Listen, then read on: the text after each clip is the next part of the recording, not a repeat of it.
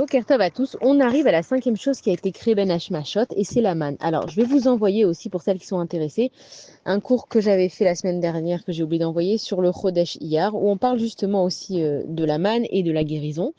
Et c'était un miracle vraiment d'Akadash Baruch Hu parmi tous les miracles que Dieu y fait.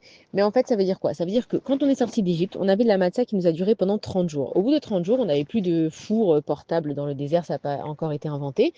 Et donc Akadash Baruch Hu, il nous donnait directement la manne. Maintenant, la manne, en fait, ce qui était beau, c'est que selon le mérite de la personne, la manne, elle arrivait à une certaine proximité de la tente. Ça veut dire que tous les matins, les Bnei Israël, ils sortaient et devant leur tente, selon combien ils étaient tzaddik, ils devaient marcher pour avoir la manne. Donc le plus tzaddik, c'était vraiment juste devant sa tente, il devait faire le minimum d'efforts pour y arriver. Et celui qui était un peu moins sadique, il devait marcher pour avoir de la manne. Maintenant, la manne, c'est un aliment qui se digérait entièrement par le corps. Donc, il n'y avait pas du tout de maladie. Et c'est pour ça d'ailleurs que c'est dans le mois de Iyar que la manne elle a été donnée, parce que à Kadesh Baruch Hu, on dit que pendant Iyar, c'est Ani Hashem Rof Echa. Ça veut dire que la manne a été entièrement digérée par le corps, donc il n'y avait pas de maladie, elle était entièrement absorbée.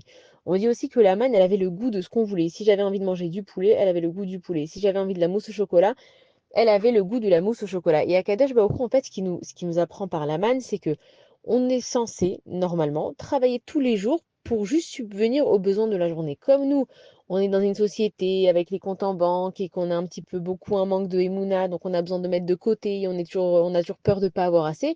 Donc on travaille toujours plus et plus. Mais surtout aussi à l'époque, on entend les histoires des grands tzadikim. Ils racontaient qu'une fois qu'ils avaient atteint le quota d'argent qu'ils avaient besoin pour le mois, ils arrêtaient de travailler et ils prenaient pas une affaire en plus. Et en fait, ce qui était beau avec la manne, c'est que chaque jour, il y avait assez. Et que celui qui prenait en plus, par exemple, une famille, elle a 7 enfants, donc elle est censée prendre 7 portions. Si elle prenait 8 portions, donc personne n'allait vraiment manger la huitième portion, eh ben, elle pourrissait. Et le vendredi, il y avait double part de manne, parce que le vendredi, à Kadesh Baruch Hu, pour Shabbat, on travaille pas, donc on a double part de manne.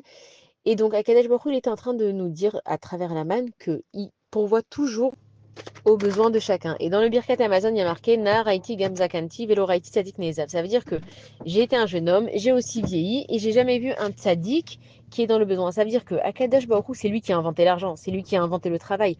Donc, il te demande d'aller travailler. N'aie pas de souci que Dieu, en fait, il va pourvoir à tes besoins. N'aie pas peur de manquer, parce que si tu fais les choses avec Akadosh Baruch Hu, de la même façon que la manne, elle venait chaque jour, et bien Akadosh Baruch Hu, il t'apportera et ta parnassa et ta subsistance chaque jour. Bonne journée à tous.